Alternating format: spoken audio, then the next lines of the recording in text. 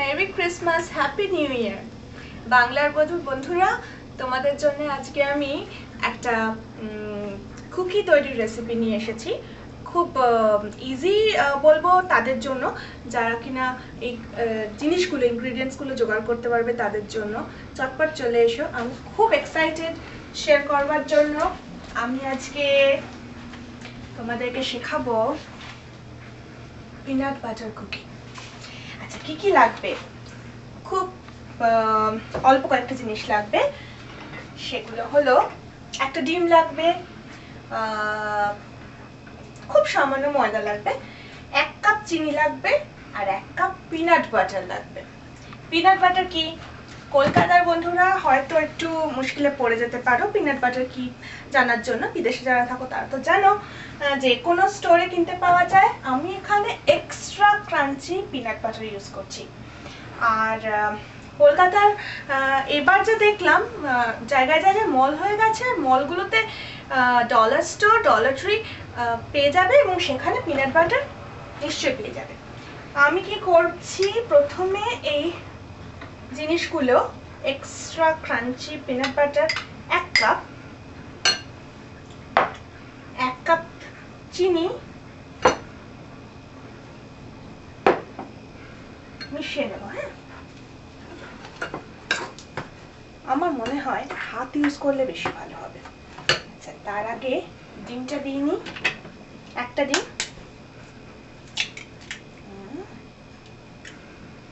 আর সামান্য একটু ময়দা।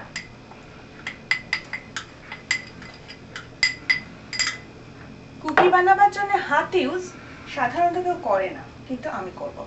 এটা আমি এই 4টে জিনিসকে আমি একদম আটা মাখার মতো করে হাত দিয়ে মাখবো, খুব স্মুথ হবে এই কুকি ডোটা।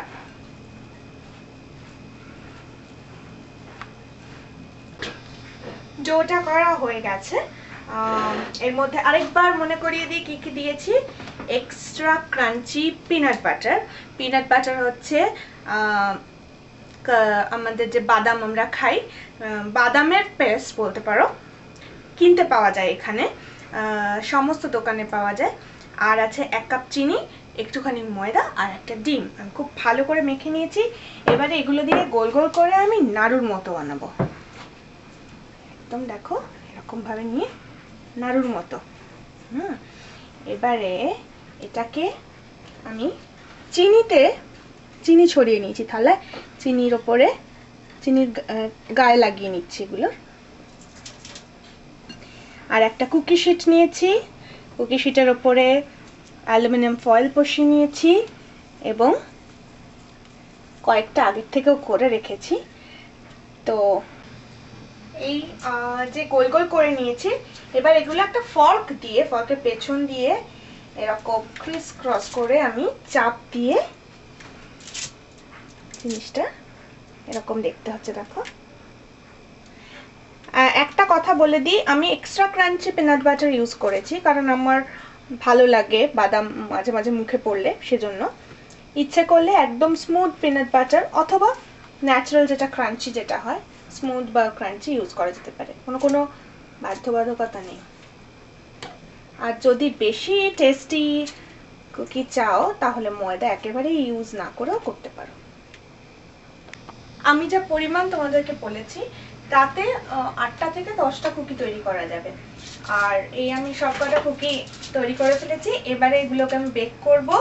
বেক করার ব্যাপারে একটা কথা বলে দিই, বেক করার জন্য কিন্তু আমার অতি অবশ্যই কনভেনশনাল ওভেন দরকার। কনভেনশনাল ওভেনে 325 ডিগ্রি ফারেনহাইটে এগুলোকে বেক করতে হবে যতক্ষণ না কুকির রং আসে ততক্ষণ।